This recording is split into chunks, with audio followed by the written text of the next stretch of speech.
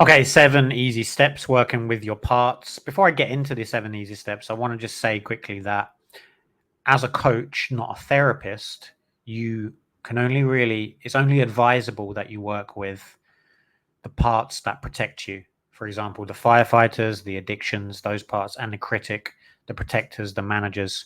Don't work directly with the exiles, because there's always seems to be this backlash from the protectors and the firefighters. They don't like it. Apparently, this is advisable by anyone by Richard Schwartz, who created IFS. He said basically, as a therapist, go to the exile, but you need permission from the firefighters and protectors. So as a coach, I'm only really advising you to work with your parts that are your protectors, your inner critic, and your something that's causing you to overthink, rather than going to that very vulnerable side of you. It's just much more advisable. Okay, I hope that makes sense. So step one, find a part of you that is giving you resistance or something you want to work with. Like I said, the inner critic or an addiction, or you're worried about something, or something's overhanging you, or a relationship, or someone at work that you have a feeling around, and you have this voice around, you have an image of. Locate that part in your body and ask to speak to the area of the body directly. Sensation, tightness. It could be a feeling in the body, in the solar plexus normally. For me, it's the throat and around the jaw. Ask the part, what does it want you to know? Don't think of an answer, just sit and wait for an answer. And it could be that the critic wants you to progress. It doesn't want you to be stagnating. It doesn't want you to be 50 years old and have not achieved anything. Something like that. It will give you an answer. And number 4, what is it afraid would happen if it didn't do what it did? So if you don't criticize me, what's going to happen? And the part may say something like, if I don't criticize you, then you'll just be lazy. You won't do anything. And you'll see where this overthinking comes from. You can see how it's fueling itself, right?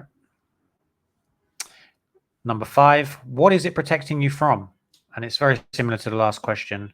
And it normally boils down to you'll die. Like you'll just die alone. You'll die sad. You'll die. You'll have a big catastrophe happen. If I don't do this, speaking as the part, if I don't do this, if I don't criticize you, if I don't make you feel guilty, if I don't make you think of a solution, nothing will happen. We'll just stay the same, and we don't. And we really, when in reality, that the overthinking is what's making us stuck. It's the over analyzing, it's the second guessing that's causing us the most problems. How old does it think you are? This is an interesting question. These parts are frozen in time.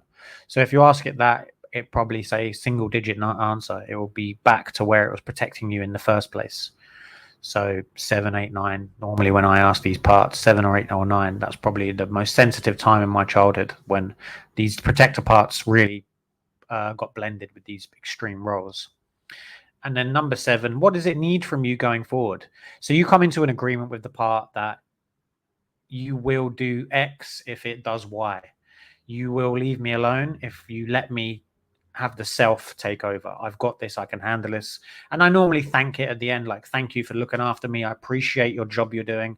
And you do see these parts then as these children that are stuck in these roles, and they don't become so threatening. You don't want to avoid them. If you ignore them, that's when they cause the most problem, because they are trying to take over. They don't want the self to take over. But the more that you are self-led, the more that you do generate self and lead through the self, you get out of your own way, the more that they trust self, and the more that they relax, and the more that you'll have these beautiful present moments where you're not stressing, you're not trying to get to the future, you just relax a lot better. It's amazing. Okay, I hope that's another helpful video. I think I'm just getting to the point now. So yeah, if you want any more information on IFS, Richard Schwartz, there's lots of YouTube videos of him. Watch all of them. They're really helpful. And that's what inspired me to put that into this course.